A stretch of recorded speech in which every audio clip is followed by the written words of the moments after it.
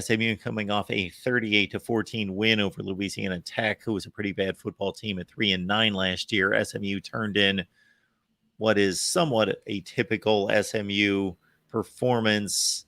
Chad Morris, Sonny Dykes, now Rhett Lashley. SMU's been one of the better teams in the American Conference, only 7-6, so a bit of a down year last year. They did. One takeaway is that the newcomers to the Big 12, SMU played rather well. They lost to BYU by 1 point in their bowl game, beat Houston in one of the more entertaining, if you like, offense and ridiculous, probably blown coverages and no tackling against Houston, 77-63. I think that's a game in which Tanner Mordecai threw 9 touchdown passes. And then they lost to Cincinnati, a really good Bearcats team under Luke Fickell, 29-27. So really close games. And UCF, well, that was their one game in which they got manhandled 41-19 to a certain extent. But Tanner Mordecai gone. Rhett Lashley in his second season. They're coming off that 24-point win against Louisiana Tech. Preston Stone, 3 touchdown passes. LJ Johnson at the running back spot, 128 yards. So definitely a pretty significant upgrade in class in terms of opponent.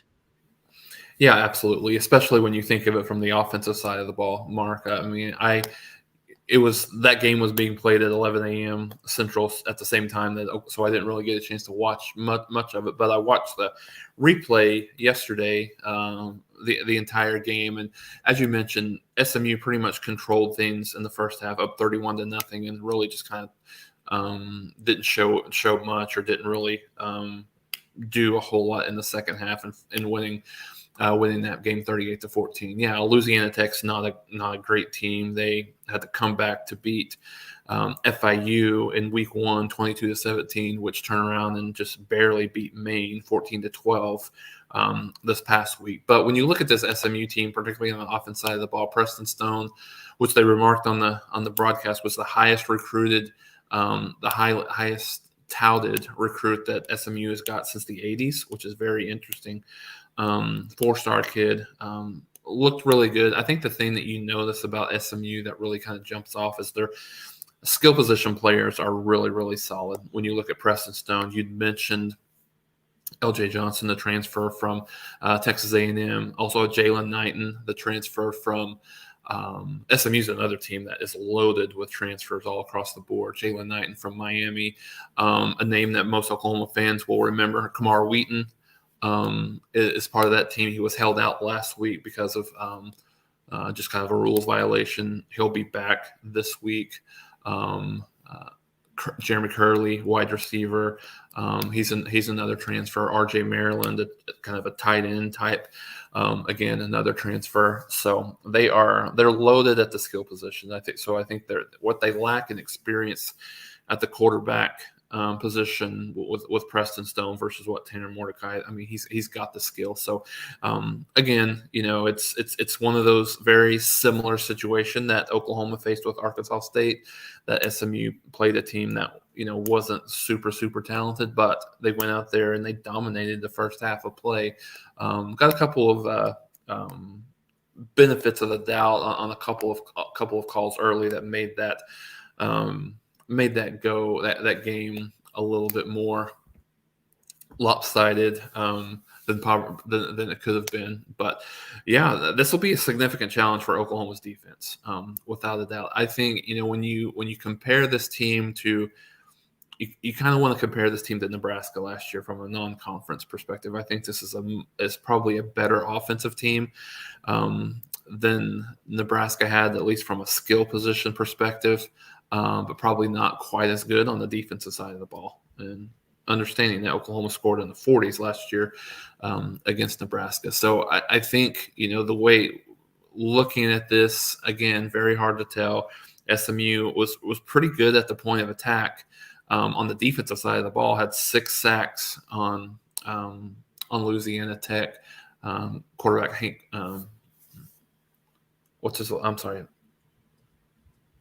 the transfer from Boise State. His name was escaping me. Anyways, I'll think of it here in a second. Hank is his first name, I believe. So, Bauer? Bachmeister. Is that right? Yes, Bachmeyer. Buckmeyer, that's right. So, he was they really didn't have any opportunity to run.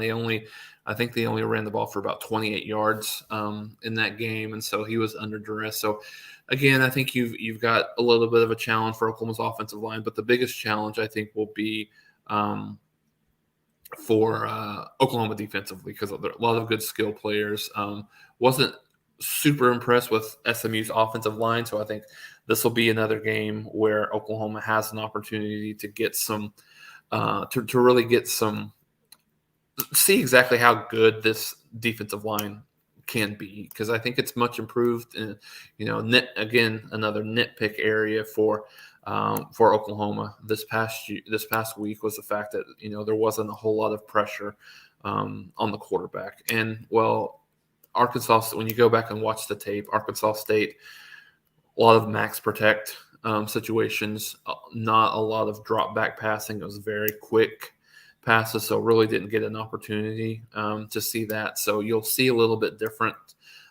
These two teams are very similar in the way they attack you on the offensive side of the ball. So it's almost looking at yourself in the mirror because SMU is going to try to go as fast as they possibly can. A lot of bubbles, a lot of short passes, and things like that. So it's going to be interesting to watch. I think, like I said, I think this is probably, when you look at the first half of the schedule, Mark, I think this is probably the best offensive team that Oklahoma will face, maybe until they play Texas. Now, Cincinnati kind of remains to be seen with what they're going to provide, but this is probably the best offense that Oklahoma will face until Texas. So big, good challenge for them coming in week 2. Yeah, 15.5 is the point spread. And so that's not anything overwhelming. So Vegas expects it to be somewhat of a competitive game. OU a decided favorite, healthy favorite. But yeah, again, 15.5 is nothing overwhelming. So it should be a fairly competitive game.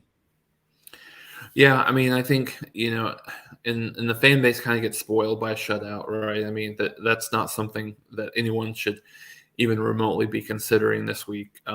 So I think if Oklahoma can hold SMU to, I would say anywhere from 17 to 24 points. I mean, that's a good sign because SMU is a team that's probably going to score on most teams that they play this year. I think the one thing, the inexperience at quarterback, I think is the one thing that you might be able to look at in terms of that could be a situation where, he could be rattled a little bit if things kind of go bad or go awry.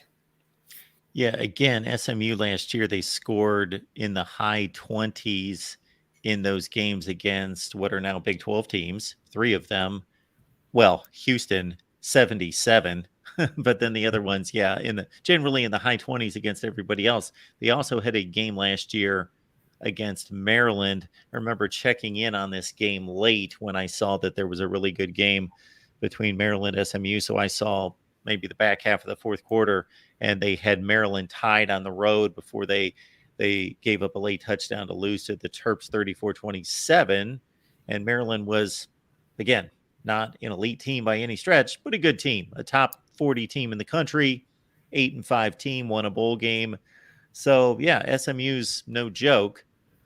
So we'll know a lot more about Oklahoma's football team, whether they just narrowly escaped or, God forbid, I know I shouldn't state this on here, they get upset because, again, it's only 15.5 points, and that happens in college football a couple places almost every week, where a double-digit favorite goes down, or if they just, again, look mighty impressive, and again, it's not going to be 73-0, but if it's 52-24, and they really just had control of the game, then we'll see where the conversation steers us based on those results on Saturday. But you're moving from what looks like it's probably one of the 10 worst, 15 worst teams in the country to a team that's more like a top 50 team in the country,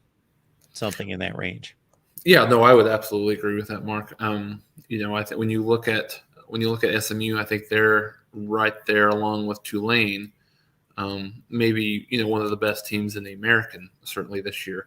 The difference always tends to be with teams like that is if how can they hold up on the line of scrimmage in the trenches on the offense and defensive lines for the totality of the game, right? I mean, early on, it could be negligible, but as the depth of a stronger team like Oklahoma plays out, what does that look like late in the game? So yeah, no, but you're right, Mark. I think this will go a long way in really kind of identifying what the trajectory of this Oklahoma team can be, right? If Oklahoma limits them to 17 to 24 points, and it's a to your point, somewhere in the neighborhood of 52-24, I think that's obviously a really good solid win.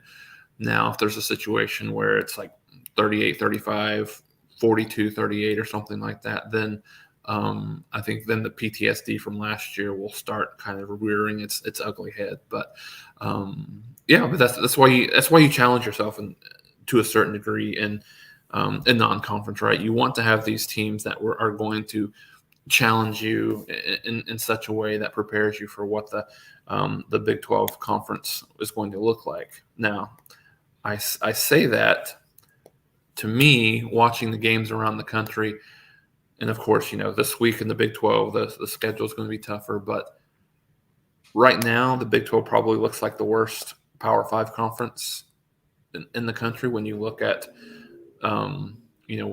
what the Pac-12 was able to do, going 13-0 so far, with USC having the only two games, and then the ACC, where I mean, I think you go to one extreme of what we saw Sunday night versus what we saw Monday night, right? You saw Florida State, that was incredibly impressive.